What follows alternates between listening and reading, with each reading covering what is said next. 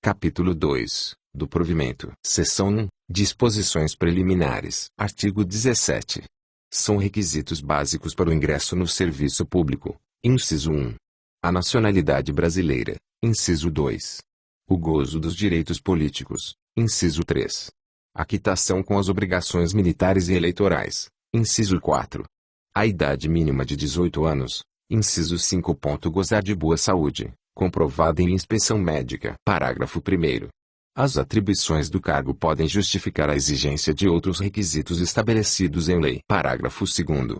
É assegurado às pessoas portadoras de deficiência o direito de se inscrever em concurso público para provimento de cargo, cujas atribuições sejam compatíveis com a deficiência de que são portadoras, para as quais serão reservados 3% dos cargos vagos no quadro geral, na forma que a lei determinar. Artigo 18. O provimento dos cargos públicos far-se-á mediante ato da autoridade competente de cada poder. Artigo 19. A investidura em cargo público ocorrerá com a posse. Artigo 20. São formas de provimento ou de evolução em cargo público. Inciso 1. Nomeação. Inciso 2. Promoção. Inciso 3. Progressão. Inciso 4. Readaptação. Inciso 5. Reversão. Inciso 6. Aproveitamento. Inciso 7. Reintegração. Inciso 8. Recondução. Inciso 9. Remoção. Seção 2ª, da nomeação. Artigo 21. A nomeação far-se-á, inciso 1. Em caráter efetivo, quando se tratar de cargo isolado ou de carreira. Inciso 2. Em comissão, inclusive na condição de interino, para cargos de confiança, de livre exoneração. Artigo 22.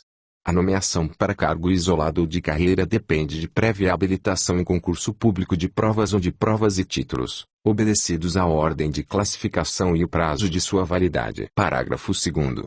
Só poderá ser nomeado aquele que, por junta médica oficial, for julgado apto, física e mentalmente, para o exercício do cargo. Parágrafo 3º.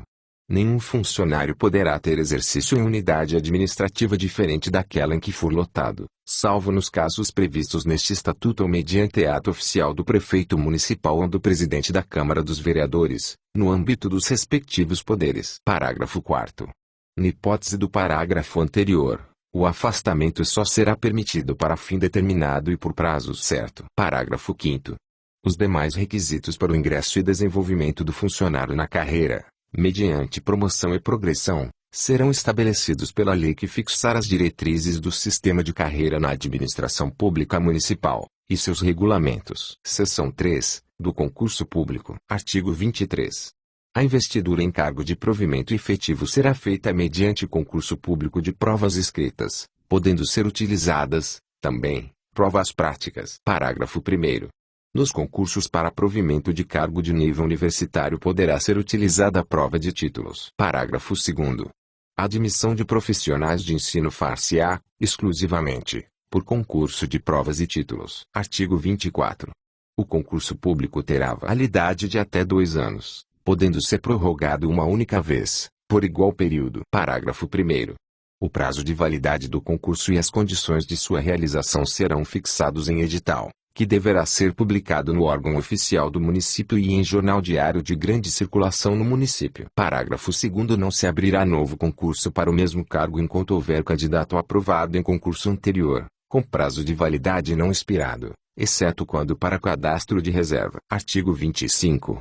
O edital do concurso estabelecerá os requisitos a serem satisfeitos pelos candidatos, observada a regulamentação pertinente. Seção 4. Da posse e do exercício. Artigo 26.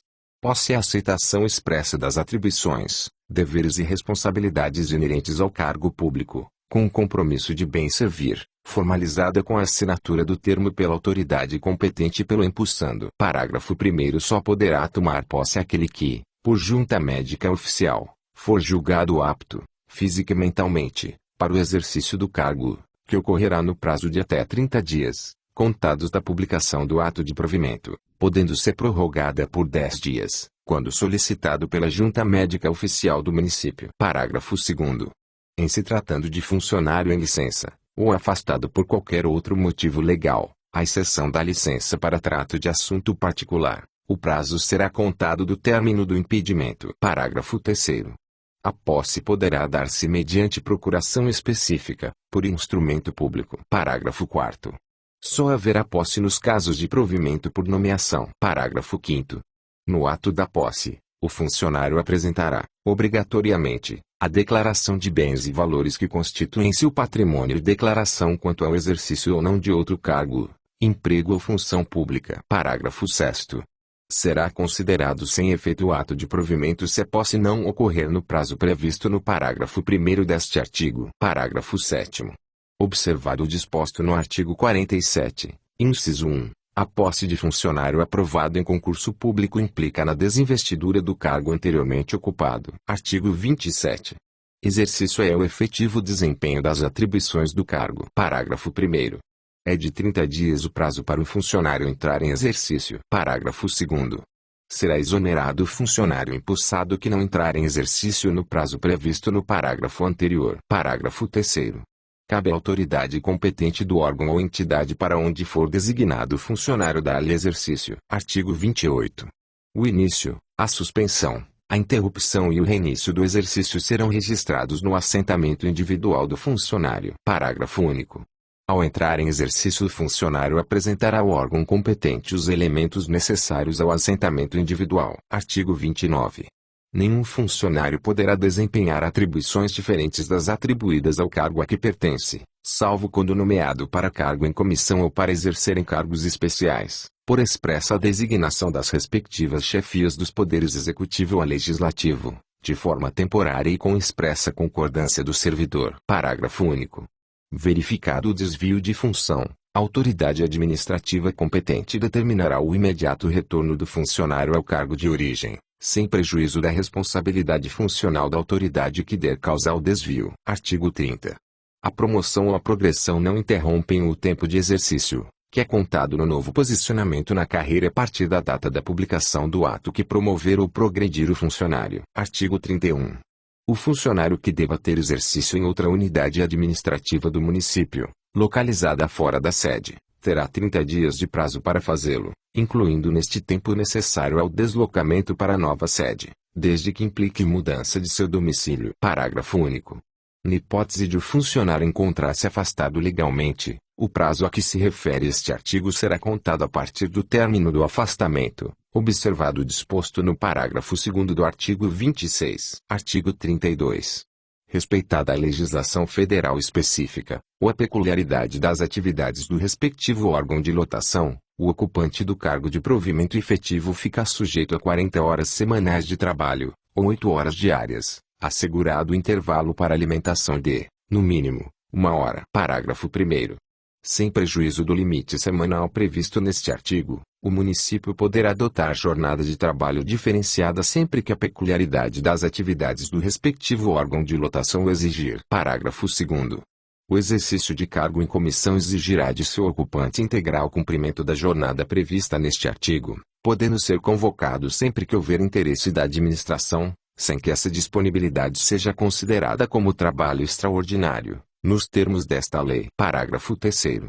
Não haverá expediente aos sábados nos órgãos da administração direta, indireta e fundacional do município de Maringá, sem prejuízo dos trabalhos de interesse público e dos órgãos municipais que, pela sua natureza especial, executem atividades imprescindíveis à comunidade. Parágrafo 4º. O funcionário terá direito a repouso semanal remunerado, preferencialmente aos domingos. Seção 5. Da estabilidade. Artigo 33. São estáveis, após 0,2 anos de efetivo exercício, os funcionários nomeados em virtude de concurso público. Artigo 34. O funcionário estável só perderá o cargo em virtude de sentença judicial transitada em julgado ou de processo administrativo disciplinar, no qual lhe seja assegurada ampla defesa e o contraditório. Seção 6. Da promoção. Artigo 35.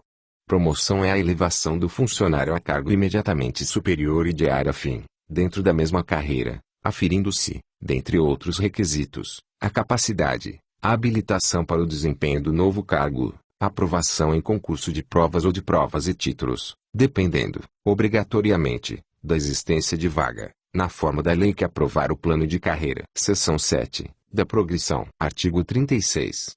Progressão é a passagem do funcionário de um nível para outro, no mesmo cargo, operando-se a cada 2 anos de efetivo exercício, por merecimento ou antiguidade, apurados segundo critérios objetivos, na forma da lei de que trata o artigo anterior. Seção 8. Da readaptação. Artigo 37.